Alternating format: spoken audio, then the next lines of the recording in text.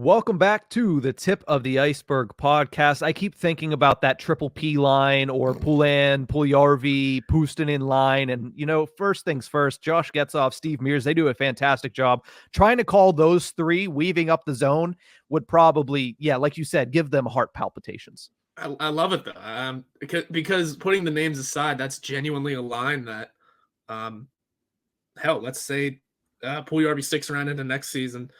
That's a genuine line that could be rolled out because those are that you don't think.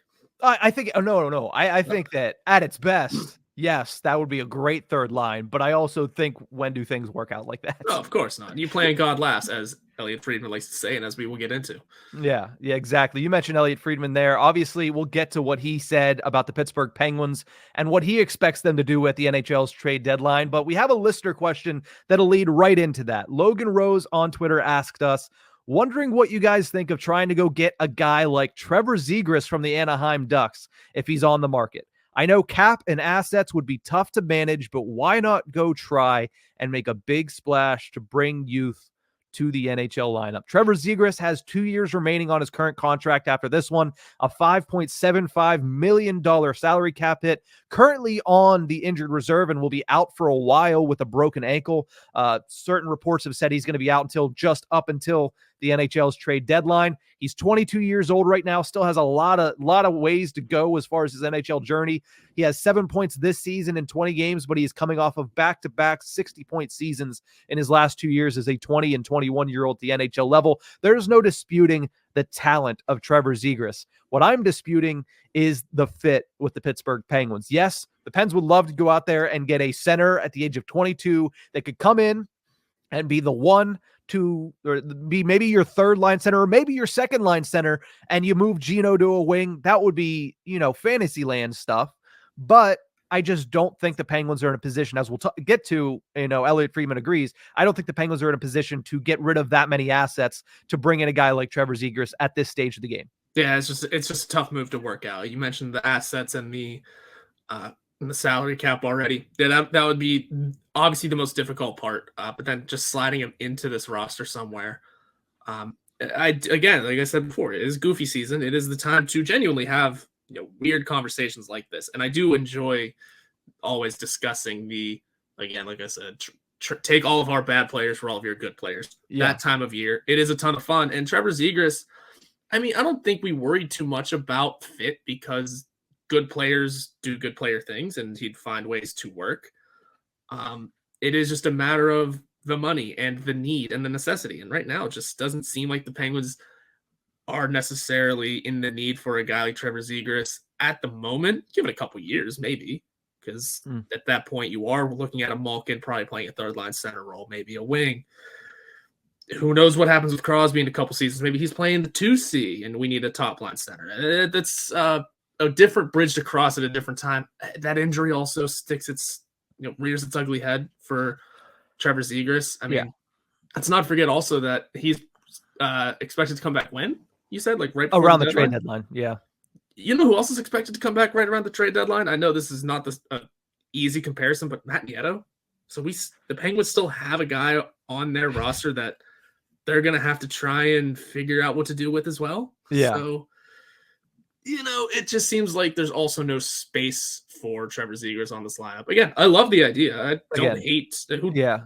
Again, who wouldn't love the idea of, hey, let's top name on the trade board. Go for him. Absolutely. Yeah. But it's fantasy hockey. It's fantasy hockey saying, oh, well, if you just bring in Trevor Zegras and you put him at second line center, you move Malkin over, then you can move Drew O'Connor down, this, that, the other thing. Let's not forget the point that to make this trade, you'd probably have to pull out the second BlackBerry on NHL 12. You would have to be like, all right, we'll give you Riley Smith to make this work, $5.75 to $5 million. We'll give you, it's probably a first round pick for Trevor Zegras because he's 22 years old and he has immense talent and he brings a lot to you off the ice as well. This is a guy that has found headline on headline on headline and usually in a positive light. Mm-hmm.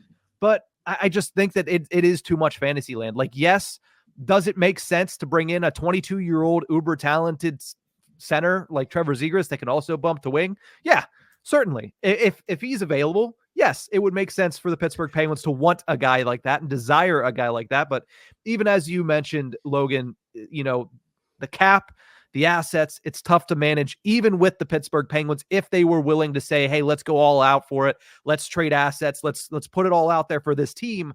I don't think they're in a position to do that right now. As we mentioned, they're currently sitting outside of a playoff spot. By points percentage, they are in a playoff spot. But again, you're on that bubble right there. And I don't think they are one player away. And like we all mentioned, there are times you sell the farm and that trade still doesn't work. Let's not forget to go back and look at the Derek Brassard trade.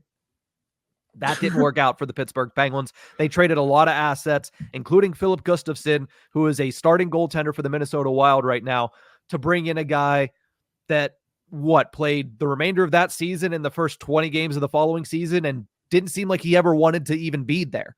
So, as nice as it would be to have a guy as talented as Trevor Zegras, I just don't think that it fits what the Pittsburgh Penguins can do right now as far as price-wise, and I don't think that it fits in the realm of reality right now as those two teams coming together to make that deal.